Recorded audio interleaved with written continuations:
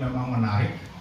Sebenarnya topik ini sudah dari 3 minggu yang lalu saya sampaikan kepada Pak Gembala, Pak Stanley untuk topik ini. Tetapi karena ada satu dan lain hal, ya, kita akhirnya 2 kali berturut-turut tidak sempat membahas. Dan hari ini kita akan membahas tentang atasi ketakutan tanpa rasa takut. Sekali lagi, atasi ketakutan tanpa rasa takut. Saya sering tersinggung dengan bahasanya Pegadaian, mengatasi masalah tanpa masalah. Wow. Kalau mau jujur, memang dorang ini Alkitabiah. Atasi masalah tanpa masalah. Orang selalu ngaku-ngaku punya masalah. Aduh, kita punya masalah besar. Kalau kita punya masalah besar, bawalah masalah itu ke Pegadaian. Karena di sana mereka mengatasi masalah tanpa masalah. Jangan bawa ke Yesus. Karena kalau ke Yesus bawa masalah, datang ke Yesus pulang, tetap bawa masalah. Pendeta berteriak kencang dari mimbar, siapa yang punya masalah, tampil ke depan, maju, kita akan doakan. Nah, setelah doakan, silahkan bawa pulang masalahnya masing-masing, ya. Minggu depan bawa lagi. Dan jangan heran orang Kristen tidak pernah menyelesaikan masalah pribadi maupun rumah tangga, keluarga, dan masalah apapun. Karena mereka punya masalah seumur hidup. Mari kita yang cerdas berpikir yang cerdas. Kita yang percaya kepada Kristus harus yakin bahwa ketika kita mengikut Kristus, kita sudah dilepaskan dari masalah. Jangan dibawa-bawa. Ya. Makanya Alkitab mengatakan persoalan sehari cukuplah untuk sehari. Jangan bawa sampai besok. Kan begitu kan jelas. Ya. Jadi mari kita mulai belajar untuk menyelesaikan setiap persoalan yang menghadang kita. Sebab kita memang tidak punya masalah di dalam Yesus Kristus. Ya. Makanya Yesus bilang, marilah kepadaku, hai kamu yang letih, lesu, dan berbeban berat. Itu full dengan masalah. Bawalah semua masalah hidupmu, masalah keluargamu, masalah perusahaanmu, usaha kerjamu. Bawalah semuanya itu datang kepada Yesus Kristus. Dia pasti memberikan kelegaan kepada kita. Dan jangan bawa pulang. Dan jangan mengklaim bahwa ini saya punya masalah. Ya. Oke. Mari kita fokus. Kita kembali ke topik.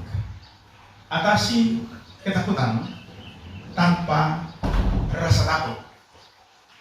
Ini lebih besar. Ini masalahnya jauh lebih besar daripada sekedar masalah. Nah, dari mana ketakutan ini datang? Presiden Amerika Serikat ke-32 Franklin Delano Roosevelt, ya, dia adalah satu-satunya presiden yang 4 kali jadi presiden berturut-turut sepanjang sejarah presiden Amerika. 4 kali berturut-turut. Ya. Dia pernah berkata begini, di dalam hidup ini tidak ada yang perlu ditakuti kecuali ketakutan itu sendiri. Dia menghadapi rival politik yang sangar, yang kejam. Dia tidak takut. Itu luar biasa. Ini ungkapannya luar biasa. Di dalam hidup ini tidak ada yang perlu ditakuti kecuali ketakutan itu sendiri. Ketakutan ini merupakan momok besar. Kalau rasa takut itu wajar, normal. Tapi kalau sudah masuk ke dalam perangkap black box ketakutan, maka ini akan jadi bencana besar. Nah, dari mana asal-muasalnya ketakutan? Nah, orang mesti lacak. Dari mana asal-muasalnya ketakutan? Mari orang lihat.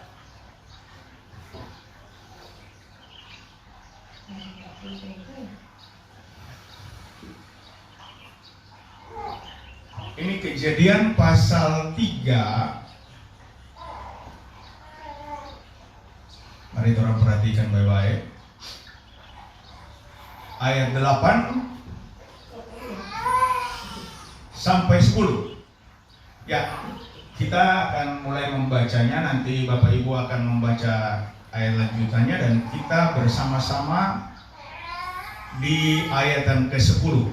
Ya, 3 ayat ini sebagai permulaan kita akan merenungkan kebenaran firman Tuhan. Inilah kebenaran firman Tuhan. Ketika mereka mendengar bunyi langkah Tuhan Allah yang berjalan-jalan dalam taman itu pada waktu hari sejuk, bersembunyilah manusia dan istrinya itu terhadap Tuhan Allah di antara pohon-pohonan dalam taman. Silakan. Tetapi Tuhan Allah manusia itu dan berfirman kepadanya, di mana kau? Sama-sama 2, 3. Ia menjawab, ketika aku mendengar bahwa engkau ada dalam taman ini, aku menjadi takut karena aku telanjang, sebab itu aku bersembunyi. Perhatikan di ayat 10. Ini yang menjadi kunci perenungan kita. Ketika aku mendengar, ya, jadi Adam ini mendengar Tuhan memanggil namanya. Adam, di manakah engkau? Ya. Jadi Adam yang dipanggil namanya. Hawa tidak dipanggil, cuma Adam. Ya. Waktu Adam dipanggil, Adam menjawab. Ya. Ya, Tuhan Allah memanggil manusia itu dan berfirman kepadanya, di manakah engkau? Ia menjawab, ketika aku mendengar bahwa engkau ada di dalam taman ini, aku menjadi takut karena aku telanjang, sebab itu aku bersembunyi. Perhatikan jawabannya Adam. Waktu didengar Tuhan berjalan-jalan di taman, kemudian memanggil namanya, dia bilang, aku menjadi takut. Penyebab dia bersembunyi adalah rasa takut. Ya. Itu dalam bahasa Grekanya disebut sebagai fobia. Ya. Saya coba periksa ulang lagi supaya jangan sampai kita salah.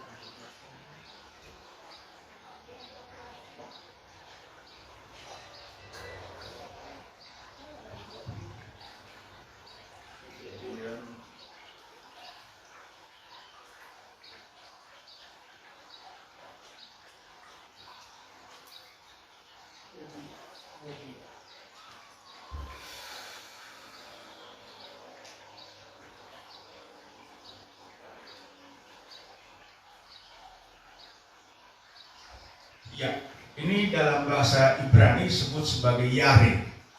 Ya, yare, afraid. Phobos. Ya, fobia. Ya, atau bahasa Yunaninya ya phobos atau fobia. Terus dia takut, alasannya karena dia telanjang. Ini sebenarnya bohong. Tidak ada hubungannya. Coba orang lihat sekarang banyak orang telanjang ulat berjalan di jalan yang ada rasa malu, yang ada rasa takut. Ya. Jadi Adam sedang berbohong. Masa dengar Tuhan berjalan, kemudian dia jadi fobia. Karena alasannya dia telanjang.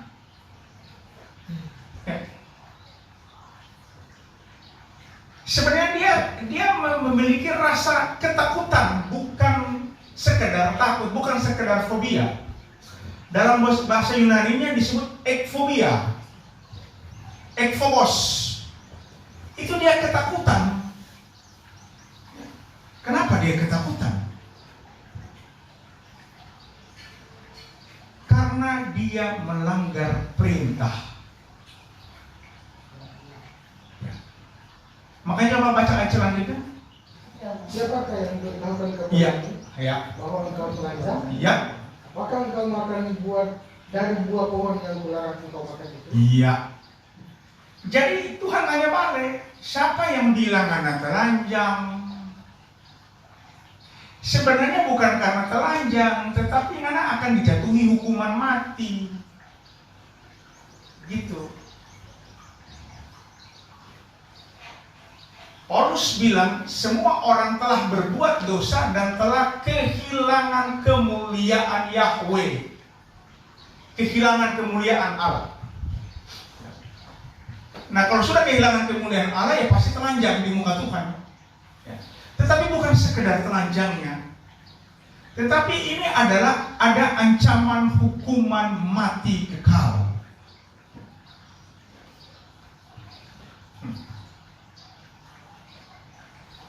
Coba baca Kejadian pasal 2 ya, ayat 17. Tetapi pohon pengetahuan tentang yang baik dan yang jahat itu, janganlah kau makan buahnya, sebab pada hari engkau memakannya, pastilah engkau mati. Ya, jangan pohon pengetahuan di tengah taman itu dimakan.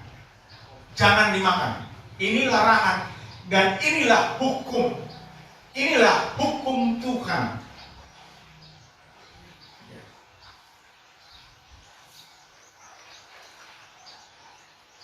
Sudah jelas-jelas dikatakan jangan kamu makan. Pasti kamu mati, bukan akan mati. Pasti kamu mati, bukan akan flau, bukan pingsan, pasti mati. Nah, mati kata bahasa Ibrani-nya mot atau mut. Ya. Itu dalam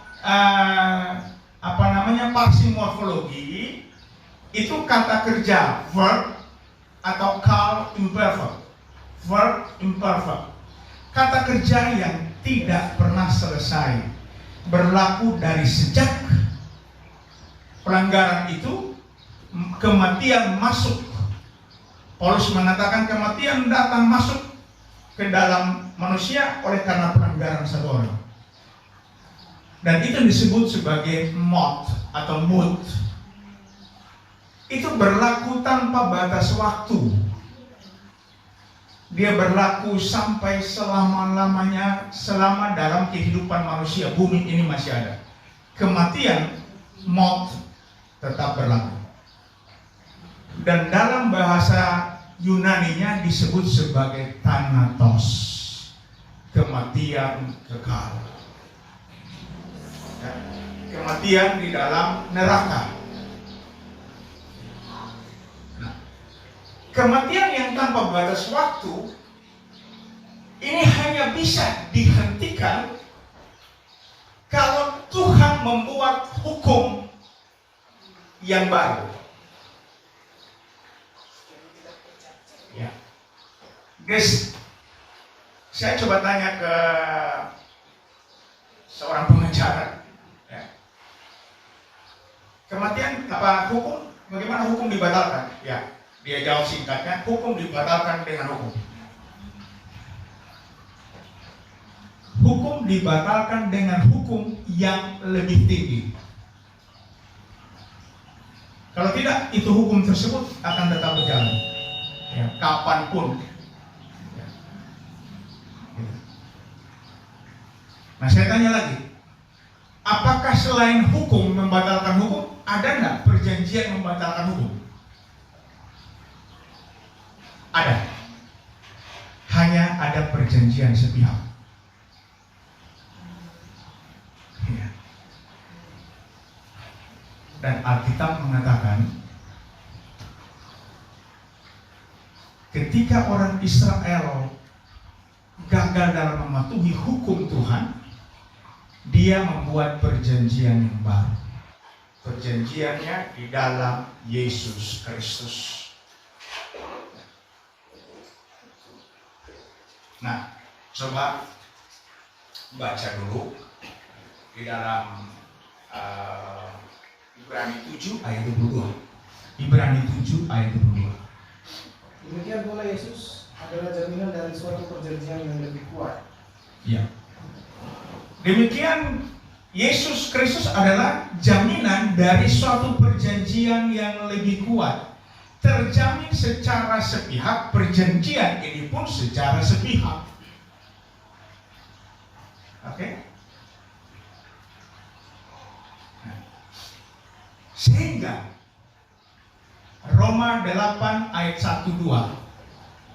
Coba baca. Demikianlah sekarang tidak ada penghukuman bagi mereka yang ada di dalam Kristus Yesus. Sebentar. Demikian sekarang tidak ada penghukuman. Kenapa?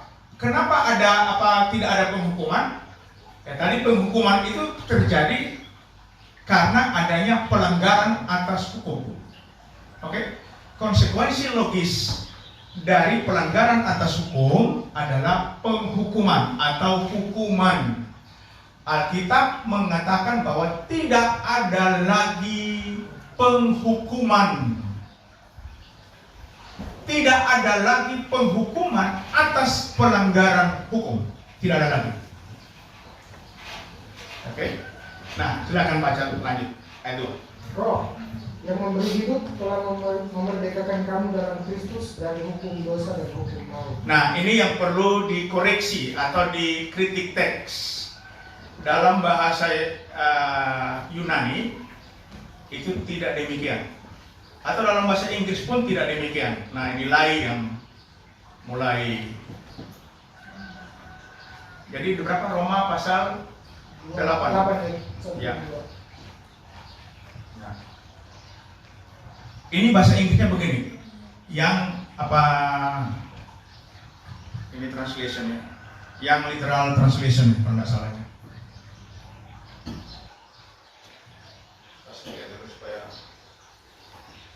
Ya, yang literal translation dibilang, for the law of the Spirit of the life in Christ Jesus did set me free from the law of the sin and of the death. Jadi kalau diterjemahkan, hukum roh kehidupan di dalam Yesus Kristus, ya. The law of the Spirit of life in Christ Jesus. Hukum roh kehidupan dalam Yesus Kristus telah memerdekakanku dari hukum dosa dan hukum maut. Dia pakai thanatos. Dia pakai nomos thanatos.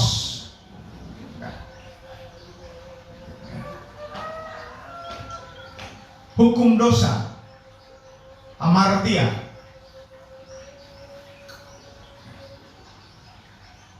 Jadi untuk membatalkan hukum kematian kekal, Tuhan membuat hukum yang baru.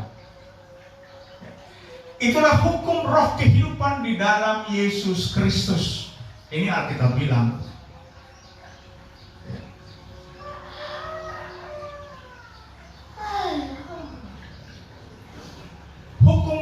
Di dalam Yesus Kristus, hukum roh kehidupan inilah yang sanggup menghilangkan ketakutan waktu terjadi pelanggaran. Kalau tidak, maka kita akan hidup di dalam ketakutan terus menerus. Itulah sebabnya Ibrani 2 tadi ayat 14-15, oleh karena manusia itu terdiri dari darah dan daging, maka dia mengambil rupa seperti kita, supaya dengan kematiannya dia menghilangkan apa?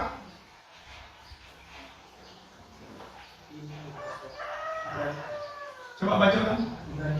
Ibrani 2 ayat 14-15.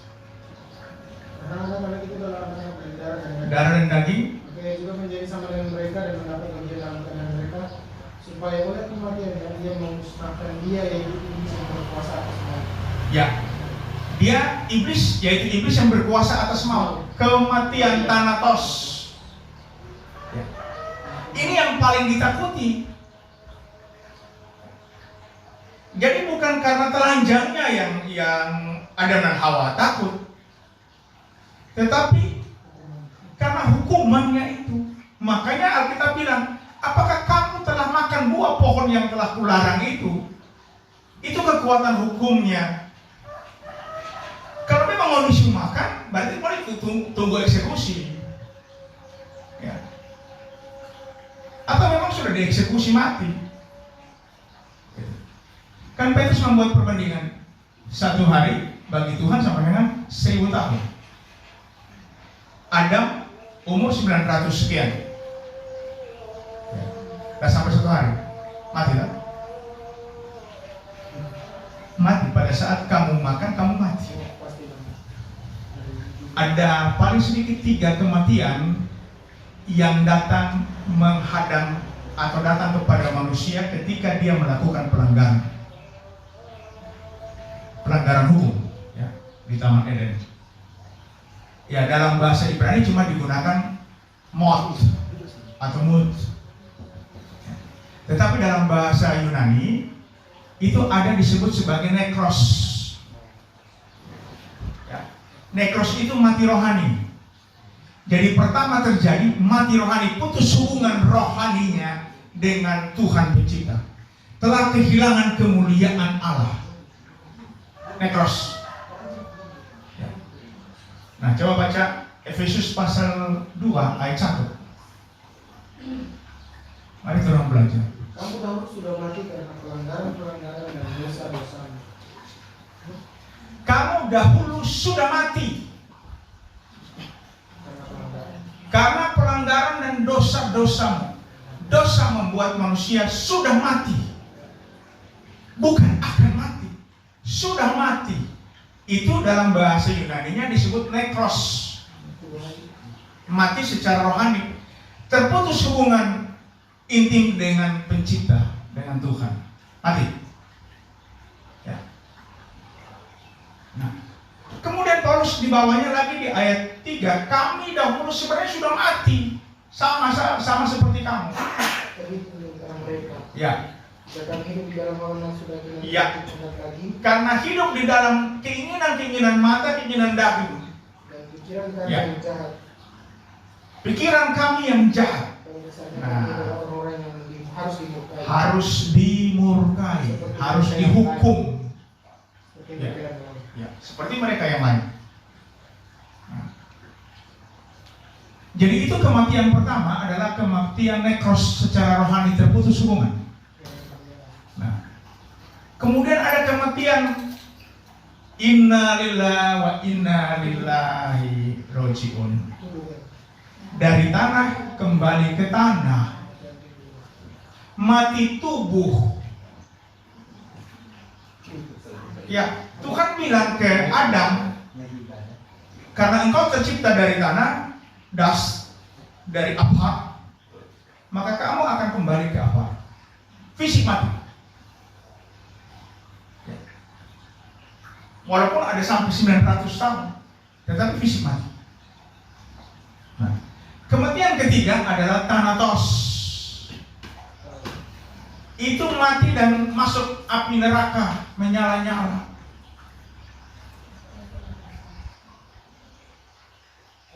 Nah, yang dibatalkan hukuman ini adalah hukuman masuk api neraka.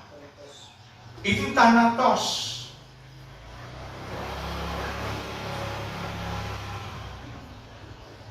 Jadi Yesus datang untuk membatalkan hukuman kekal. Karena dia adalah sumber hukum itu sendiri. Ya. Dia adalah perjanjian sepihak yang lebih kuat dari semua perjanjian. Ya. Karena dia lebih kuat dari semua perjanjian, makanya Alkitab mengatakan, baca kembali Ibrani tadi berapa? Ibrani 7 ayat 25. Karena itu yang satu juga menyelamatkan dengan sempurna semua orang yang oleh dia datang kepada Allah, sebab ia hidup senantiasa untuk menjadi pengantara mereka. Ya, dia adalah jaminan dari suatu perjanjian yang lebih kuat. Karena itu dia sanggup juga menyelamatkan mereka dengan sempurna. Ini hukum tertinggi. Sehingga Yesus berulang-ulang kali mengatakan, janganlah kamu takut. Janganlah kamu takut. Aku menyertai engkau sampai kesudahan alamnya. Janganlah kamu takut. Ya. Tuhan sementara mencegah kita terperangkap di dalam ketakutan. Jangan kamu takut. Oke. Baca 2 Timotius 1 ayat 7 ya. Tolong diperhatikan baik-baik. Sebab Allah memberikan kepada kita bukan roh ketakutan, melainkan roh yang membangkitkan kekuatan, kasih dan ketertiban. Iya, perhatikan baik-baik. Allah Yahweh Yesus Kristus tidak pernah memberikan kepada kita roh ketakutan.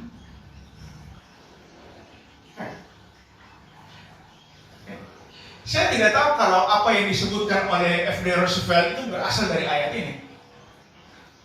Makanya F.D. Roosevelt bilang tidak ada yang perlu ditakuti kecuali ketakutan itu sendiri. Kalau ketakutan ini sudah menjadi perangkap kita, nah ini bahaya. Itu yang F.D. Roosevelt bilang, kalau sudah masuk dalam perangkap ketakutan, itu tuh benar-benar harus ditakuti. Kalau yang lain tidak perlu ditakuti.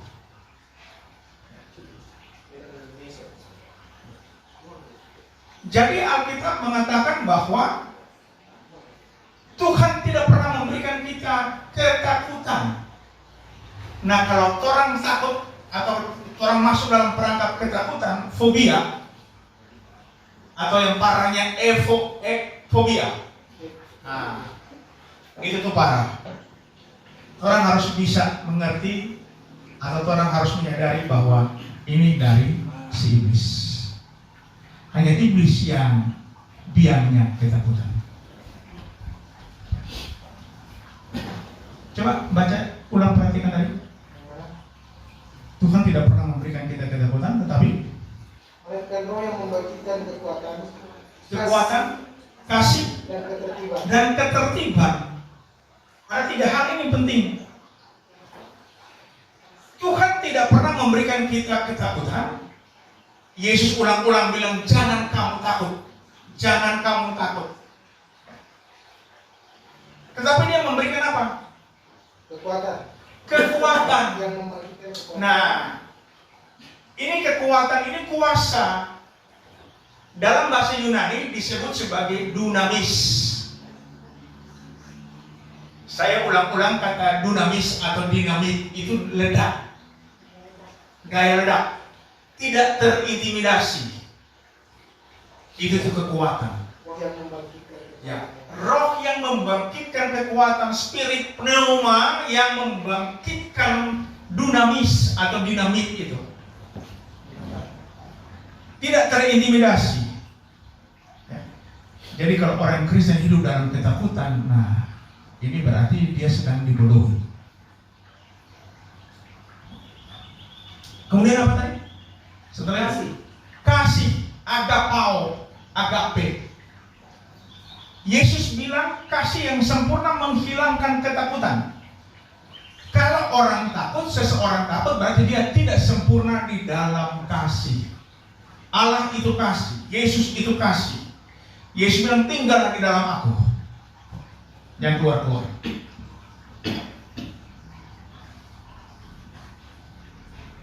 Jadi ada dunamis atau dinamik, kemudian ada agape, agapao, itu menghilangkan ketakutan atau yang diberikan Tuhan. Terakhir, tertib. Ya, tertib.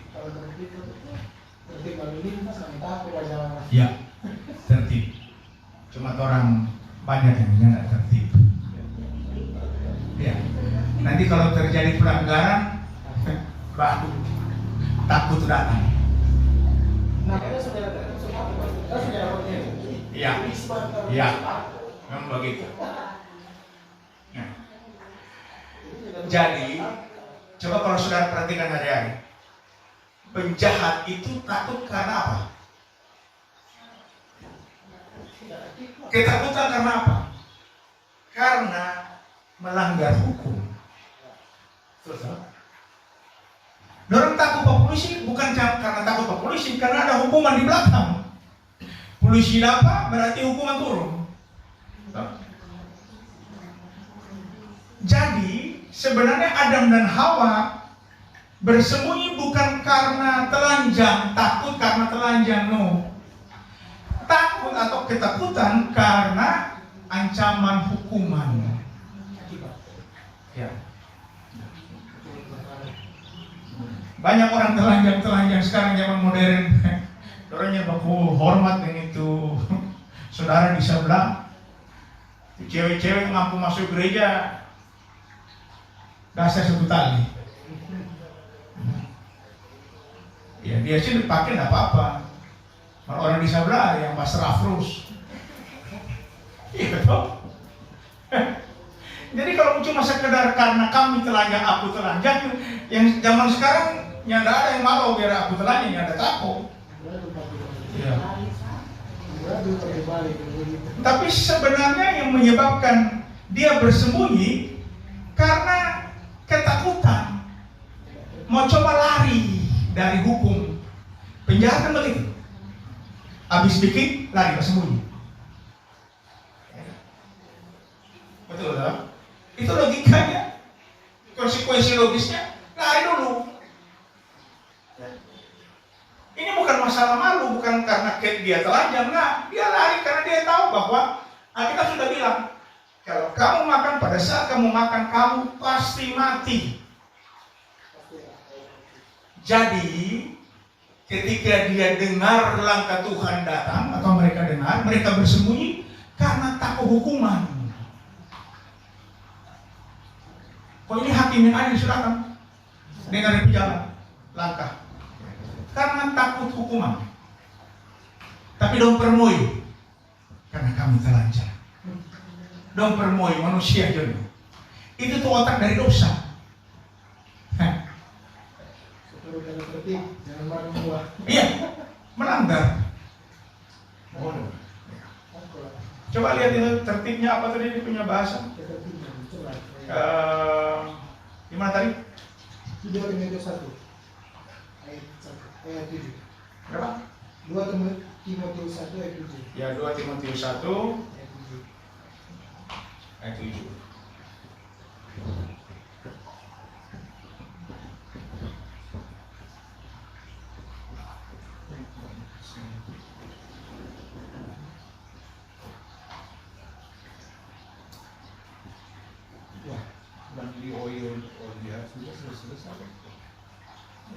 Power and love and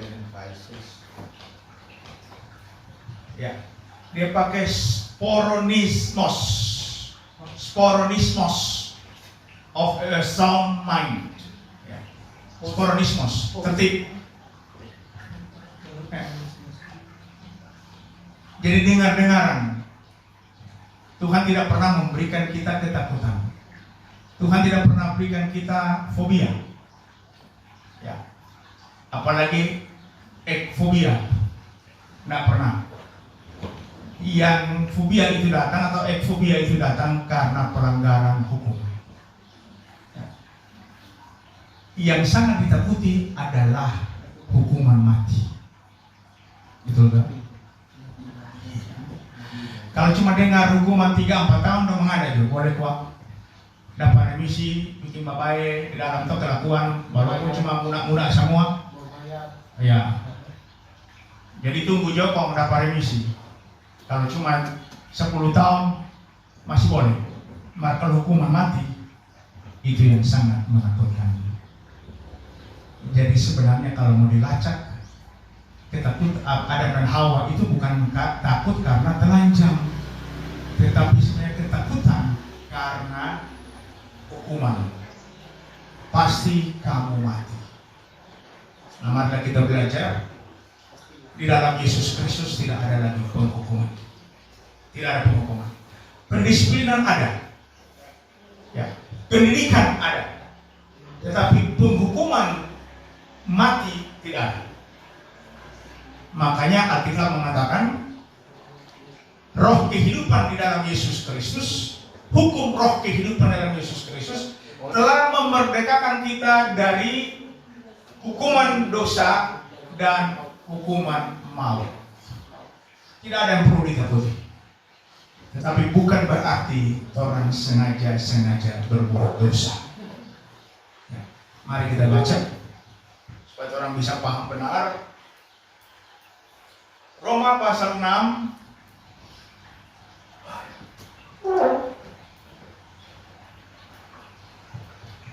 ayat 1. Mari kita baca ramai-ramai. Ya. 1 dan 2 ya. Roma pasal 6 ayat 1 dan 2. 2, 3. Jika demikian, apakah yang hendak kita katakan? Bolehkah kita bertekun dalam dosa supaya semakin bertambah kasih karunia itu? Sekali-kali tidak. Bukankah kita telah mati bagi dosa? Bagaimanakah kita masih dapat hidup di dalamnya? Jadi jangan sampai orang latah-latahan. Orang keluar, oh ada kok khotbah bilang, ya, apalagi kita sudah terkenal di GPDI sesat. Oh ada kok tuh jadi ada khotbah baru.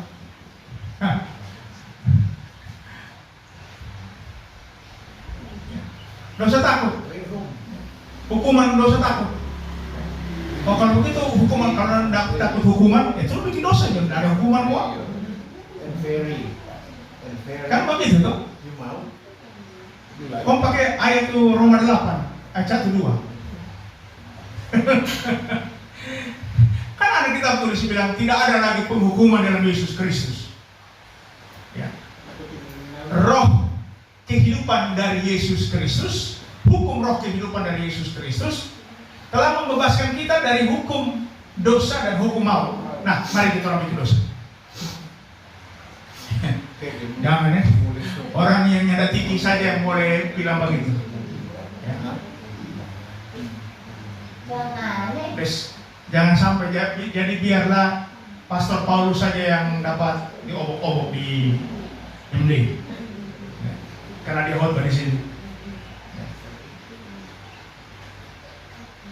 Jadi marilah kita mencerna kebenaran seperti apa yang sudah tertulis. Paulus bilang, apakah kalau begitu orang bikin dosa? Ya boleh. Kan dia bilang tidak boleh. Kita sudah dimerdekakan. Bagaimana kita mesti hidup lagi dalam kubangan dosa? Ya tidak boleh. Ya. Lalu orang pakai yang lebih ekstrim. Oh kalau begitu? Ya. Kalau begitu ya, kalau memang sudah tidak ada hukuman ya bikin dosa juga. Karena ada hukuman. Nah kalau bilang kita kan tidak boleh bikin dosa, kan kita bilang, apakah kita perlu hidup dalam dosa? Nah, banyak orang yang salah mengerti tentang kata sekali diselamatkan tetap diselamatkan. Atau kalau bilang begini, penganas sempurna, nih. jadi sudah pernah bikin dosa.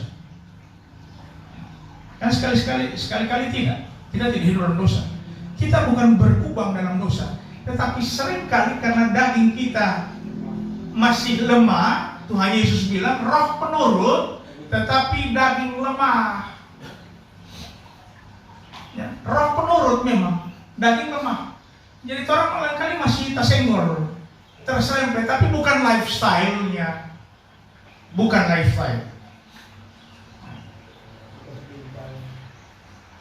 Makanya di Yohanes bilang begini, anak-anakku jangan berbuat dosa lagi. Itu sudah garis.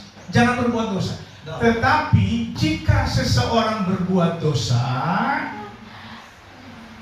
kita mempunyai pengantara yang adil kepada Bapa, Yesus Kristus Tuhan. Di mana tuh Ivan? Gaya supaya jangan sampai ngarang ini. Coba. Di mana? Coba 1 Yohanes 2 ayat 1.